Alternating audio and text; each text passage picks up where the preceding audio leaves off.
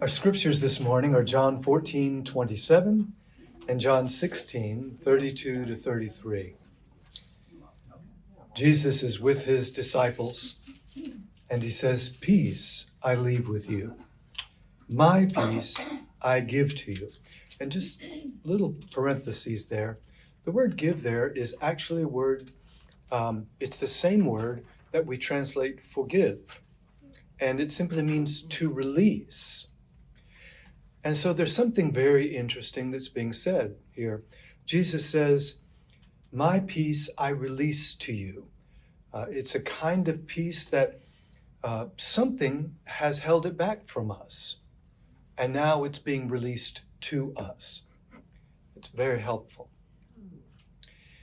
"Not as the world gives, do I give to you.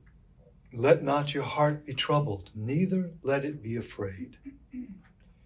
Now in chapter 16, "Indeed, the hour is coming, yes, has now come, that you will be scattered, each to his own, and will leave me alone. And yet, I am not alone, because the Father is with me.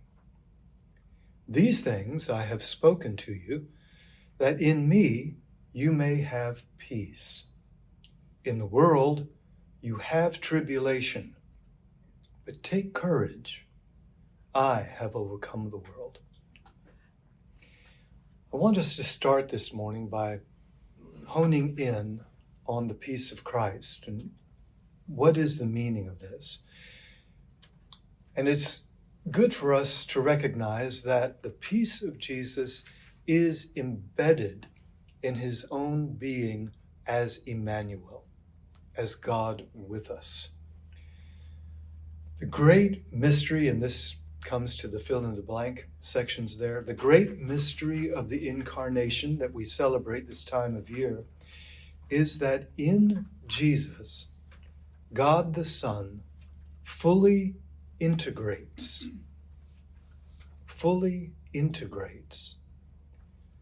our humanity into his own loving communion with the Father in the Spirit.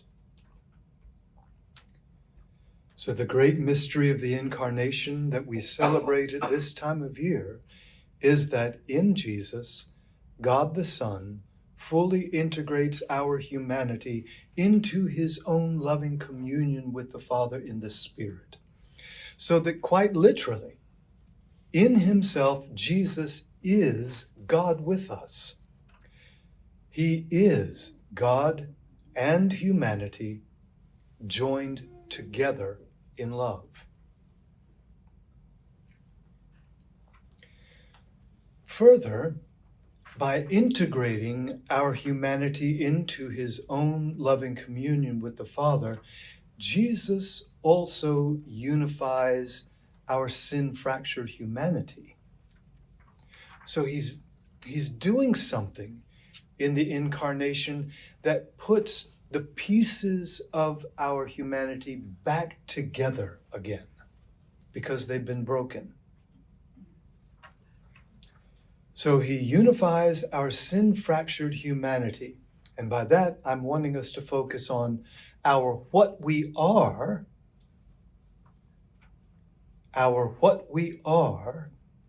with our how we live. Our being, the image of God, he's unifying our being, the image of God, with our living in his likeness.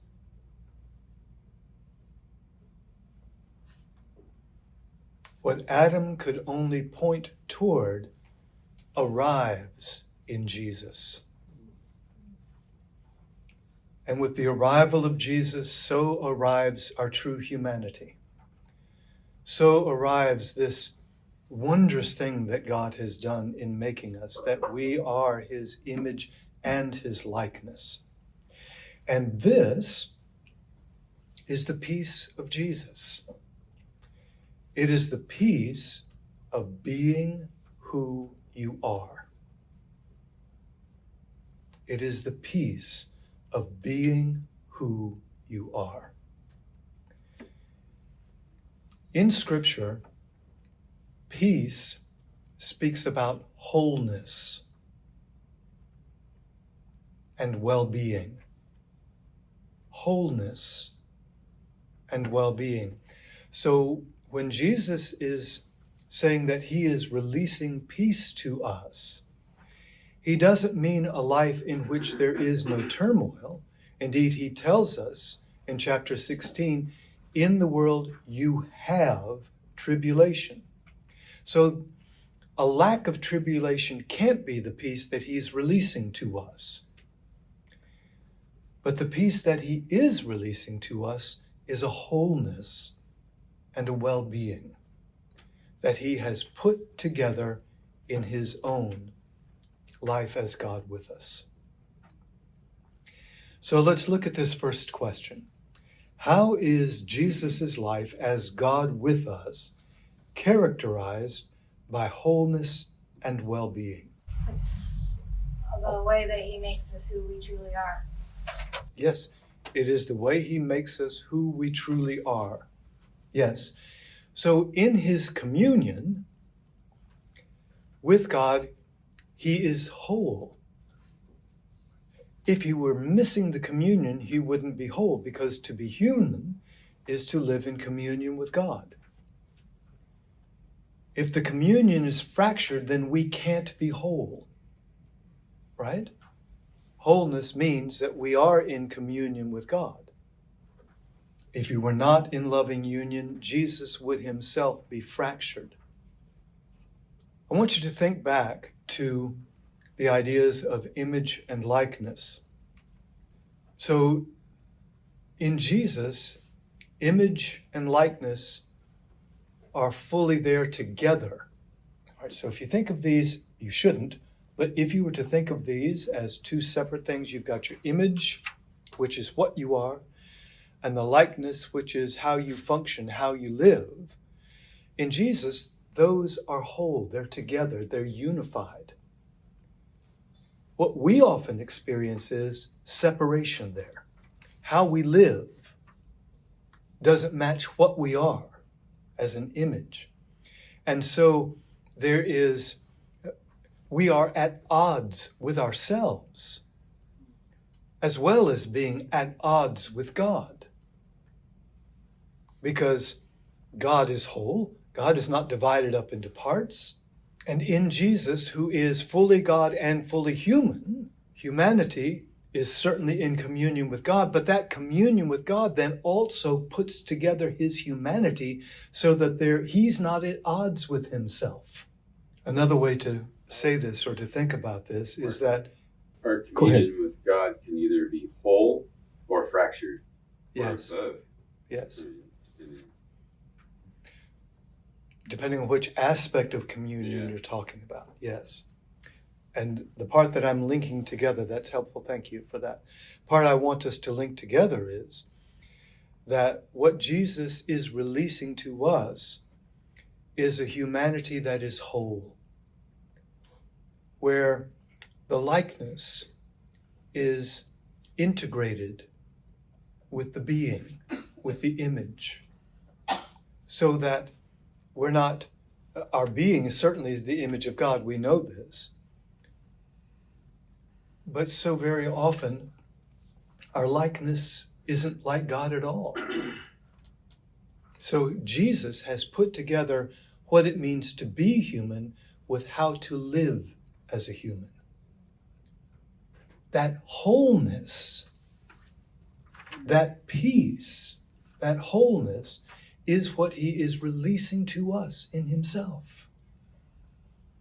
Because that wholeness has been, I can't think of the word, just has been enchained, enslaved because of sin. How we live doesn't match what we are. And so the reality is that we fall short of what we are because we're divided. We're divided against God in how we live. We're divided against ourselves. If you expand that out, which we won't talk about this morning, we're divided against others. And we're divided against the creation. Fracture. Isn't that nice? That's such a good for me, visual of all that you're saying. Yes. you know. Yeah. But like, you really can't be both, like fractured or whole. Like, I mean, it's either one or the other. You Right? could be moving in. You can be growing into wholeness. But still be fractured in some areas. Sure. Yes. I mean, That's the good that he gives to us that we'll be talking about. Exactly. So another way to say this, let me just come back to what you said, Kara. I think it would be helpful for us if peace is wholeness, then lack of peace must be the opposite of wholeness. Lack of peace means that there's division in us. We're not at peace because we're divided, because we are fractured. If peace is well-being, then it must be that we lose peace when we lose our own well-being, when we are divided against ourselves, so that within us we are at war with us. So another way to say this same thing of image and likeness is to say that in Jesus, human longing and human living are unified. Human longing and human living are unified. Who he is matches what he is. Think about that just for a minute. Who he is matches what he is. Those are not two separate things. Let's move to the second question. Anything further on that? So, looking at our scripture above, how does the peace that Jesus releases to us differ from the peace that the world gives? They're totally opposed. Yes. And the world peace is temporary. It's just the top layer. Mm-hmm. Whatever. Surface. Surface. Thank Yeah. you. Surface level. Yeah. Temporary. Mm-hmm. It's not really changing us in any way, making Mhm. us in the likeness of God. Yeah. Yes. Subject to your circumstances. So As much. soon as your circumstances change, your peace goes away. Exactly. Yes. What an inversion of the peace that Jesus gives us. Because he says, of course, in the world you have tribulation, but in me you have peace. So there's something that Jesus offers us in this wholeness that we bring into what is troubled. And our peace is able to be maintained, whereas in the world's notion of peace is being able to exercise power over our environment in such a way that now we can be at peace because the environment fits the way we want it to. That's very different. Peace in the world is only accomplished through power over something. And we are dependent upon things out there being okay in order for us to be okay. It's why we can be driving along and we're just singing a praise song. I love you, Lord. And then somebody cuts us off and boy, this spew of hell comes out of our mouth. Because something out there changed what we are in here.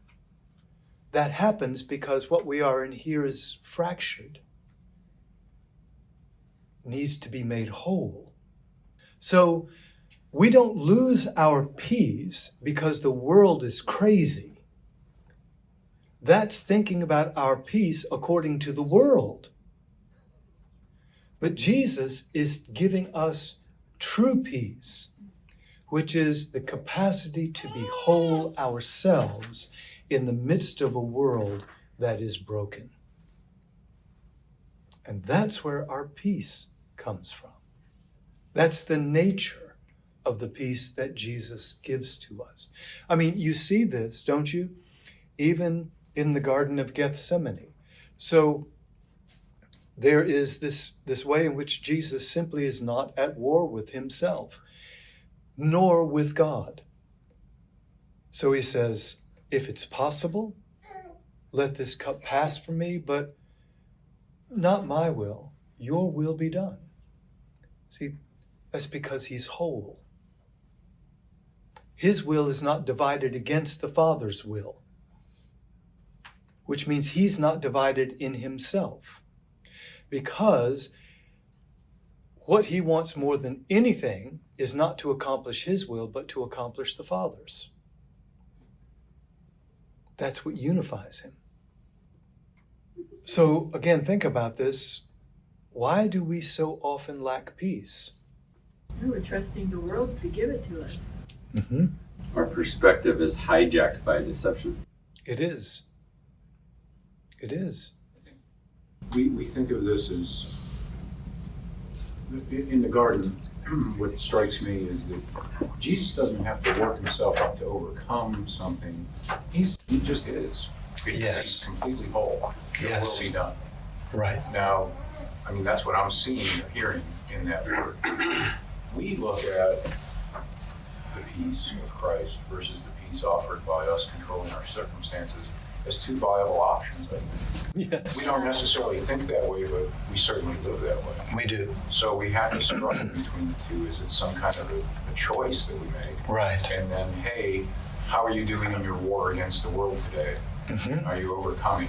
Yes. That's not the way Jesus looked in the garden. Right. So for us to accept what's the reality in Christ would change. There's no decision to be made at that point. So it's not a decisional reality for us. It would become actually, we live the ontological reality that he gives us. Right. Right.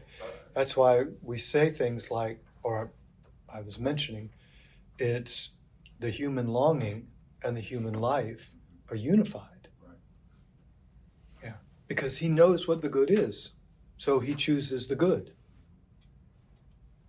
Yeah, Brian. So what about wineskins though? Like to be made into a completely new, was Jesus talking specifically also about the mending of such fractures? But it's like, that's why I was more so asking both can exist.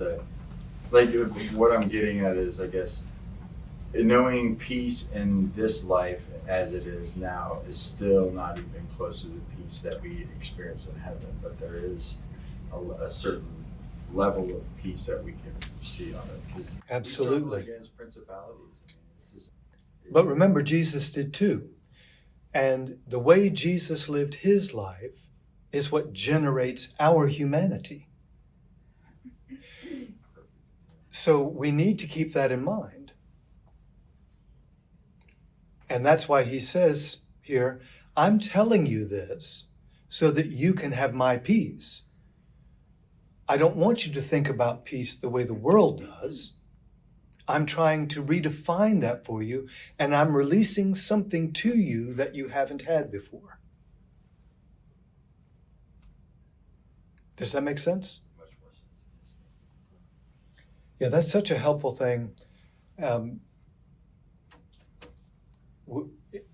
To keep in mind that the way Jesus lived his humanity is what generates ours. So if Jesus suffered, we receive humanity that suffers. If Jesus was in opposition to the powers of darkness, our humanity is going to be in opposition to the powers of darkness. If Jesus came to the fullness of his humanity through death and resurrection, then you can bet we will too.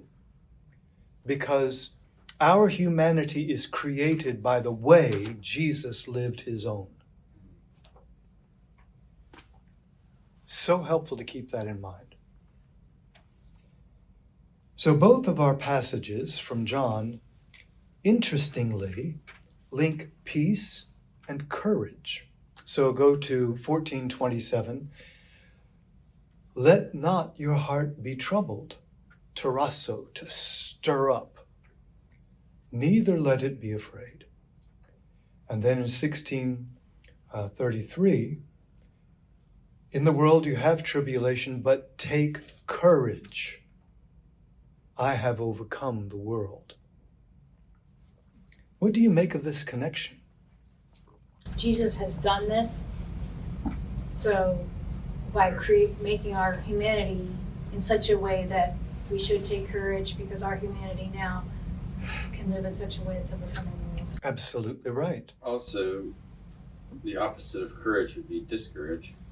And so if we're in tribulation, because in the world he tells us we're going to have that, Yep. then we could become discouraged, Yes. right? And Yes. then we won't have peace. Right.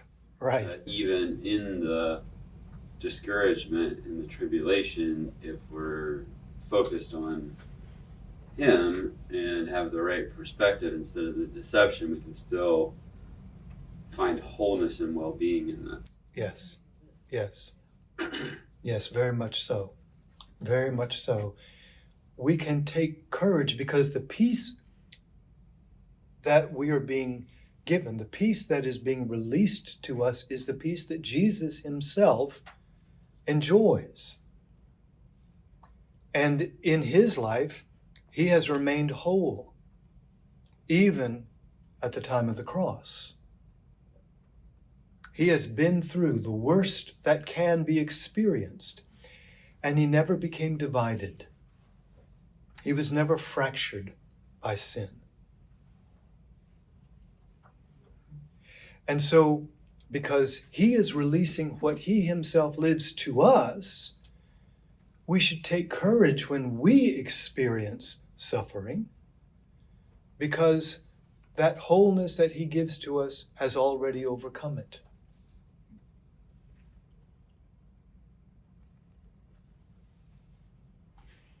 And I think that this then begins to help us understand, again, this notion that our peace is becoming who we are. Becoming who we are. If you are going to live as who you really are, you will have tribulation. It's in the world. The world is opposed to God. You are his image and likeness. You are going to be opposed by people and by powers. It's just going to happen. Go ahead. Sorry. When I first saw the title of this message, the first thing that came to my mind was the peace of Christmas. I was thinking about family gatherings right now. Mm-hmm. And I was thinking that, oh, this is going to speak directly to, we're going to be getting together with some difficult people, and this is going to be speaking to that, but it's indirectly speaking to that. Mm-hmm. It is. So I just wanted to point that out, that where some of us may be getting together with some family over the next week or so, Yes. and there might be some difficult parties, including myself. I might be the difficult party, right? To them, right? To Yeah. them, I might be the difficult party, right? Yeah. And so how can I bring his peace Mm-hmm. into that tribulation or situation that could be tribulation? Yes. You know? Yes. Anyway, I wanted to point that out. That's very good, David. I appreciate that you did. So, what is then the peace that we bring to the tribulation that's in the world? Yeah, but what does that mean for us? You're absolutely right. What does that mean for us? Wholeness, the opportunity to be whole and not fractured by the world standards around us. Yes. Yes. But also as a testimony or a witness to others as well who see that type of peace. Absolutely. Once see people, it's like, why they're always so happy and smiling, and it's like everyone's like, you know, it's like, oh, I wonder what that is. Mm-hmm. And that can puzzle a lot of people too. It does. It's like, you know, I mean, unless they met me in traffic, most of the time they're usually like Christians are nice, happy going, and they never yell or anything. You know? I'm sorry.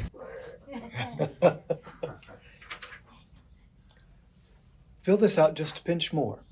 You're right so far, but fill it out. How you live, you're gonna notice how you live, Mm-hmm. and that speaks, if you're not fractured, that speaks his peace. So it's not something you really have to say or talk about, it's how you image it.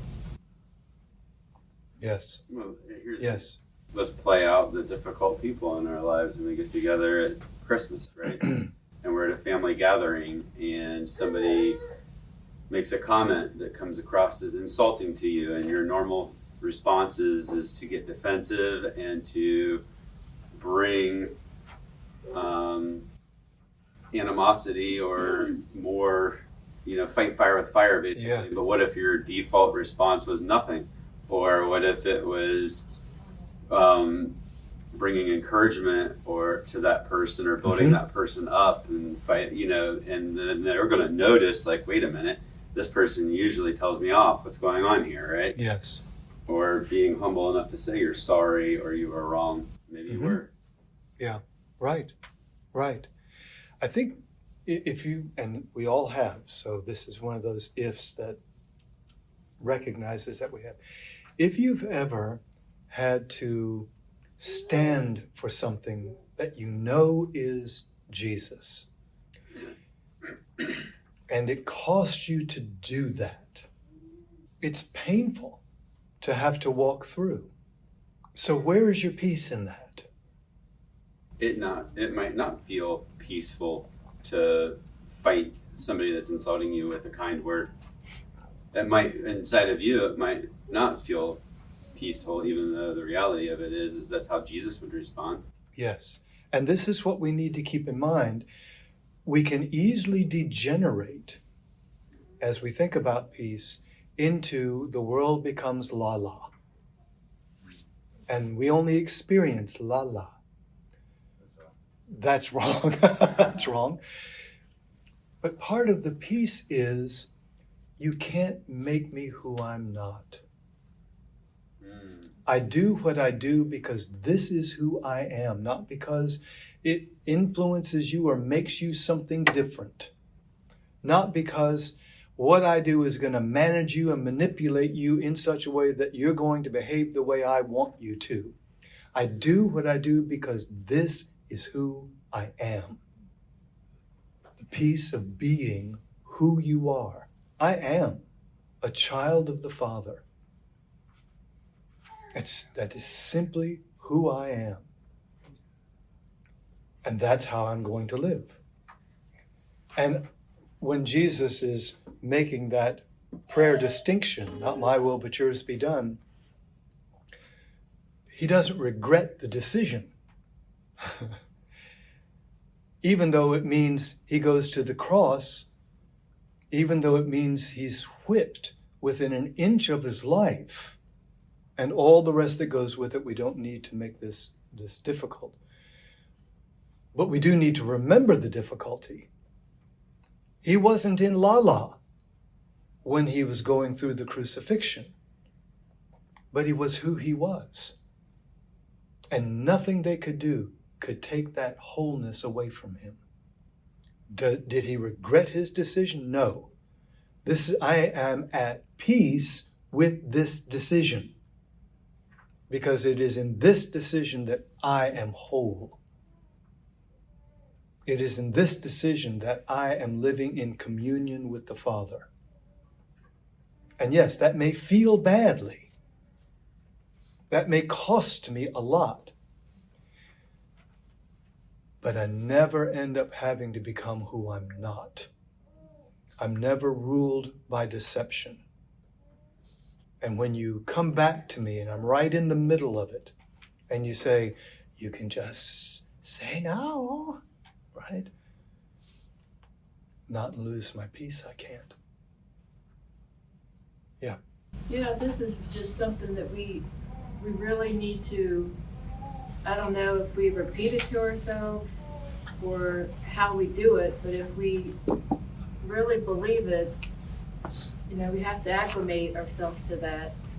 Yes, we do. And we're not affected by what other people say, and then you have a better understanding or a more interest in what it is that's coming at you, so you're not so self-focused of, oh, I'm going to be hurt, or he's making me mad, or this, that, and the other. If you have that peace, you can meet people where they're at and engage with them where they're at without it affecting who you are. Mm-hmm.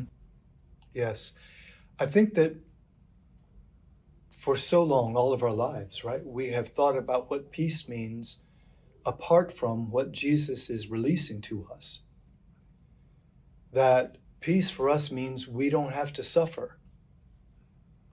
We don't have to experience tribulation. And we define tribulation as things I don't like or people I don't like. We reduce the world to what I disagree with and say, that's the sum of everything. You either meet this or there's a problem. I think many times we think of peace as being happy. It's not, Yes. It's not a feeling. It's, It's this well-being again. I mean, if you look at people who have literally had to physically give themselves on behalf of someone they love, do they want to be shot? Do they want to be stabbed? I just saw something of someone doing this, and of course that's not what they woke up that morning and said, I get stabbed today. This is a great thing. But they would rather that happen than for the one that they loved to be stabbed. Now, this is such a weird little example. I understand. My point is simply this. They have well-being about taking the hit. They're at peace with that. I'll do that. Do I want that? Of course I don't want that. But I'm perfectly at peace in taking that for you because I love you. And by then too, even by the garden, once this cup, he already knew what was to be undertaking, because the death, it was the crucifixion was just one part of what Jesus did. Entering into death itself for 3 days also was even greater. I mean, that's a huge defeat, Any closing thoughts or questions this morning? Well, for me, what's helpful, again, what we are is accomplished. Yeah. He's overcome, that's accomplished. He's not making a suggestion.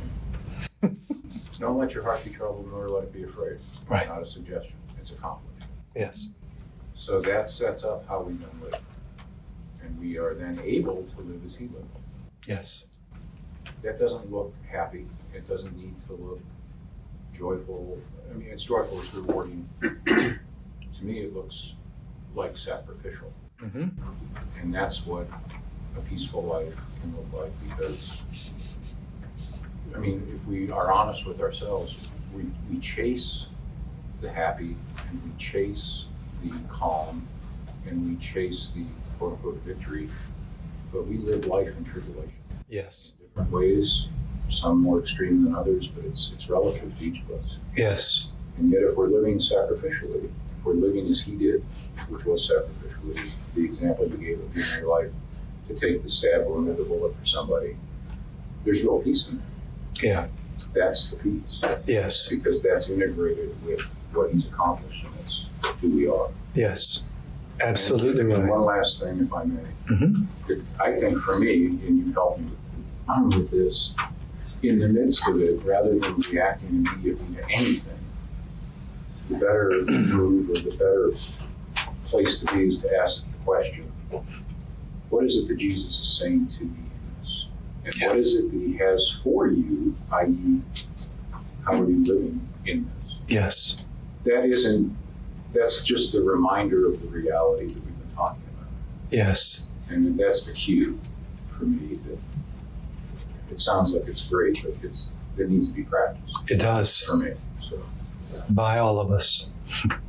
I wish I could practice it more too myself, but sometimes you don't have milliseconds.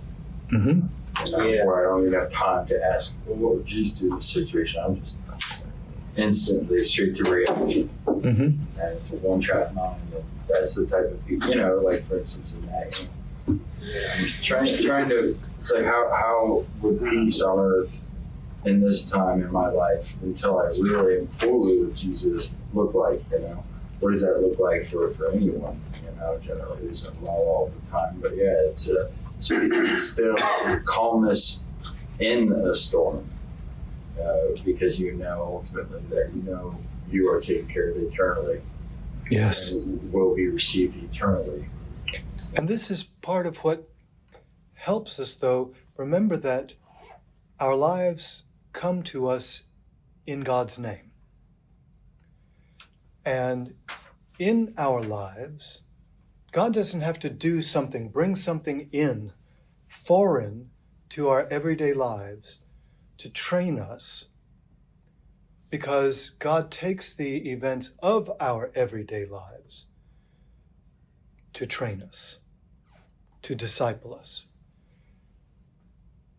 So we can start to make use of what happens in our everyday life as an exercise in discipleship, so that we just use driving. So we don't just drive to get someplace. We drive to learn how to drive in a way that shows grace. Now, everybody drives almost every day. You don't have to insert a practice into your life. That becomes your practice. How do I drive in such a way that the love of God is displayed in how I drive? And because you do that every day, or a lot, then you get a lot of practice at it. And it's something that if you make it your practice to drive that way, you are, of course, having to face those issues. And when somebody cuts you off, or they're not driving fast enough, or they get a privilege you don't, or whatever it might be, you're going to face that over and over and over again. So if you make that your practice, then that becomes the place where you learn how. And we can do this with all aspects of our lives, because we don't have to do something, find a different kind of life. No, God is coming to you in the life you have so that you can learn what he has to teach you in that life. Your life is the path you take to learn. With all of its injustice, with all of its unfairness, with all of its goodness that we so much overlook. Yeah. So, yes, this is something we're going to grow into. We must grow into it. It isn't just an insight that now changes us. But our lives are there to practice it, if we will allow that to be true, if we'll take that.